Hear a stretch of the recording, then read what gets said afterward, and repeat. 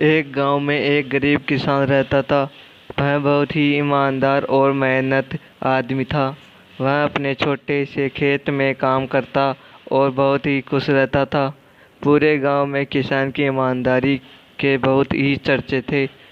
उसका एक दोस्त था जो उस गांव के राजा के यहाँ सिपाही का काम करता था। वह किसान से उसके घर रोज मिलने जाता था। एक बार राजा ने अपने दरवाजे में एक ऐलान किया कि उसके बगीचे में काम करने वाला एक अच्छा सा कारीगर चाहिए जो उसके बगीचे के पेड़ पौधे और फूलों का ध्यान रख सके। राजा का यह ऐलान सुनकर किसान के दोस्त सिपाही ने सोचा कि यह मौका है कि किसान से मित्रता निभाने की। मैं उसे यहाँ बगीचे में काम पर लगवा दूंगा। उसका वह मेरा साथ भी रहेगा एवं किसान का भला भी हो जाएगा। यह सोचकर उसने राजा से कहा कि महाराज, मैं आपके लिए एक ऐसा आदमी को लेकर आऊँगा जो यह काम अच्छे से कर लेगा।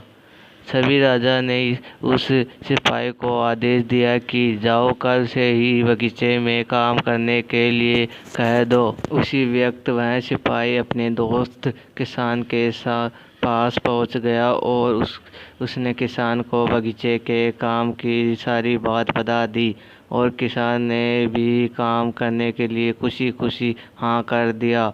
अगले ही दिन अपने दोस्त के साथ राजमहल पहुंच गया। सिपाही उसे राजा के सामने लेकर गया और राजा उस किसान को बगीचे की पूरी देखभाल का काम सौंप दिया। राजा ने कहा, तुम अगर पूरी ईमानदारी के साथ काम करोगे तो तुम्हें 50 सोने की मुद्राएं हर महीने दूंगा। किसान खुशी खुशी से बगीचे में काम करने के लिए हाँ कर देता था और वह उसी वक्त बगीचे में काम करने लगा।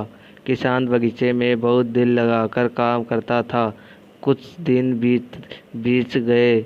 किसान ने बगीचे को बहुत सुंदर व हरा भरा बना दिया। राजा को उसका काम बहुत पसंद आया। एक दिन किसान बगीचे में कुछ खुदाई कर रहा था तो उसने जमीन के नीचे कुछ महसूस किया। तो उसने खुदाई की तो देखा वहाँ नीचे एक बड़ी सी संदूक थी।